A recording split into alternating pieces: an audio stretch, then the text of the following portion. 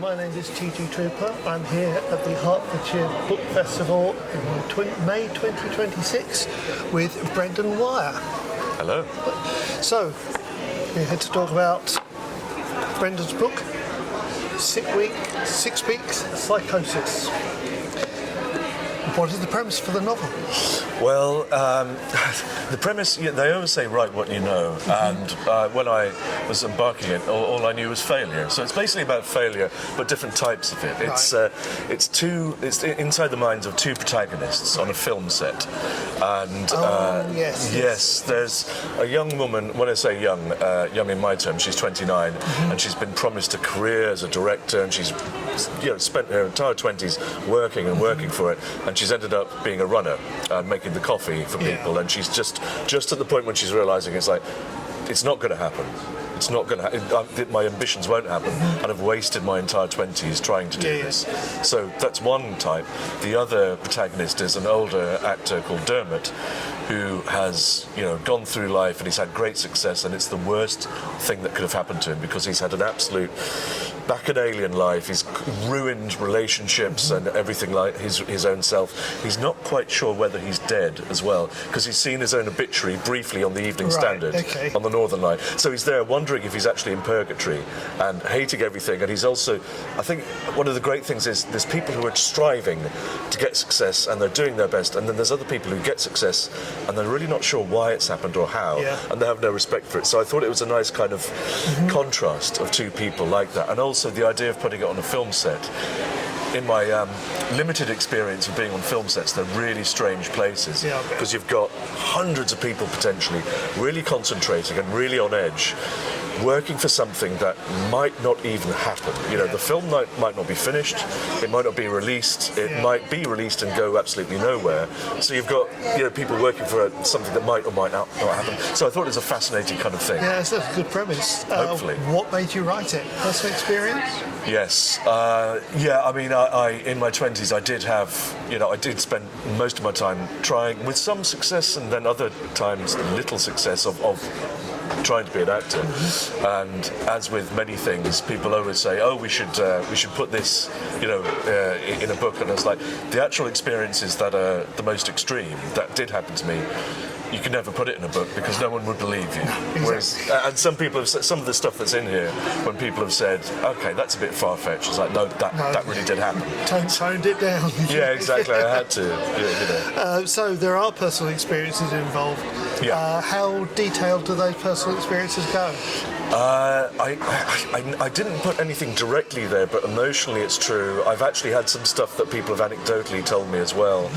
And also when you're trying to write a character, in my experience, you're trying to get something quite outside of your own experience, but there's a kind of, you end up putting yourself in there as well. So grounding, a friend of mine said, look, Laura's kind of you, isn't it? It's like, that was me when I was turning 20. And also people said, Dermot, some of his turns of phrases, and I was like, in many ways, it's what I was scared that I would become. Because I did see it happen to people who would, they had no respect for it, and they had decades of success, and they were like, and somehow they kept being employed, and they kind of hated it in a way, seemingly. But I thought it was very strange, but interesting, Okay, so how long before the first draft, before the final draft, shall we say? Oh God, it was. I think 6 or 7 seems to be the magic number of drafts, but the first draft, it didn't take too long because, again, it seems very daunting when you're starting. But if I have any advice to anyone who's about to start, trying to write a novel, is get a job where you've got a very long commute. Because I had about an hour each way, and so when you're on the laptop, it's like, right, I'm not doing nothing other than whittling through and getting it done. You've got a built-in deadline because you either got to go to work or go home. So that helped a lot. And then this was something that I was finishing just before the first lockdown happened.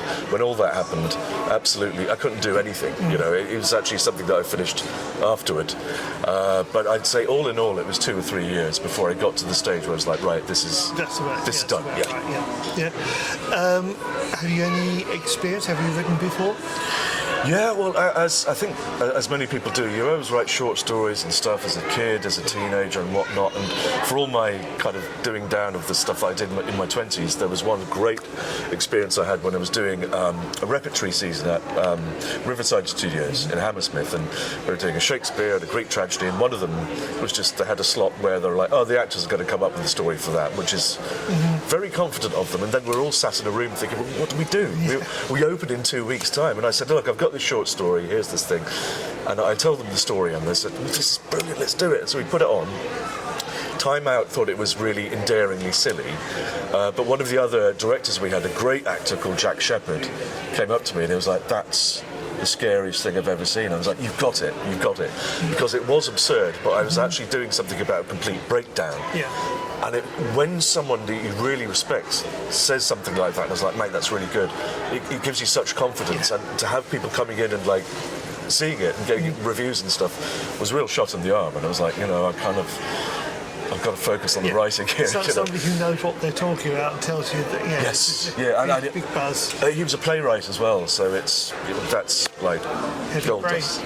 Yeah. So what's next? Well, I've finished the second one, the wonderfully titled Filthy Dola. That's with an editor at the moment, so she's going to work on it. I've got my same talented friend hopefully doing the cover as well. So that's something that will hopefully be out later this year. At the same time, I'm trying to start the third. When I'm saying trying to start, I have started, but there's a lot of the stuff to do with the promotion and trying to get stuff done with one book, and you think, I don't have time, when the day job finishes to actually kind of, you've really got to get the momentum. But so there's that. I've also got, I mentioned the short stories earlier. I've had the good fortune to have a short story of mine published in an anthology, a kind of horror anthology that's coming out from the American publisher called Dead Fox Publishing. I like to think they call it Dead Fox because that's what I look like. But hopefully that's happening in September, so hopefully later in the year we'll have a few bits and bobs coming out. Excellent. Any similarities in subject or style with other works? Yeah, with the new one, I kind of didn't realise this. I mean, sometimes you have an idea about what you're doing, and it's only when you finish it that you kind of go, oh, that's what it's about. And the premise for this one is that there's two old friends from university, and they're trying to make it in the art world, and one has and one hasn't, and he's kind of jealous. And I thought, well, here we go again. It's the old thing about artistic ambition and what you do with it, and what happens when it doesn't happen for you. Because I think so much of what we have in society is like trying to have a success and be seen and be a known person, and people get into it for that reason, which probably isn't the best reason, but that can't happen to everyone. So what happens when it doesn't happen? What's the psychological impact? And also at the same time, for all my talk, I'm trying to make these things funny as well, so hopefully, but there we go.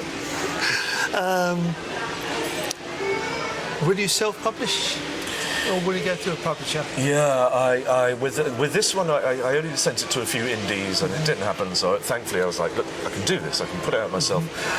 For the other one, I've sent it to many agents and independent publishers. I've had some very polite rejection letters, simply saying this is good, but we don't know what to do with it. Yeah. And I think with the way, the fact is, with self-publishing, there's a market that's completely flooded because millions are published every day. However, it does mean that rather than something gathering dust on the proverbial shelf or something, you can take it and you can do stuff with it yourself. So that's where I am with the new one. I think I'm going to do it. So there we go. Finally, where can people buy your books? Well, I made the mistake of having the ISBN, something that can only be on, let's call it, the Bezos site.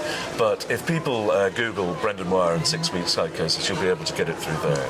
The other ones I'll put through other means as well. So there we go. It's all online, basically. Okay, great. So, Brendan, thank you very much. Thank you very much for your time.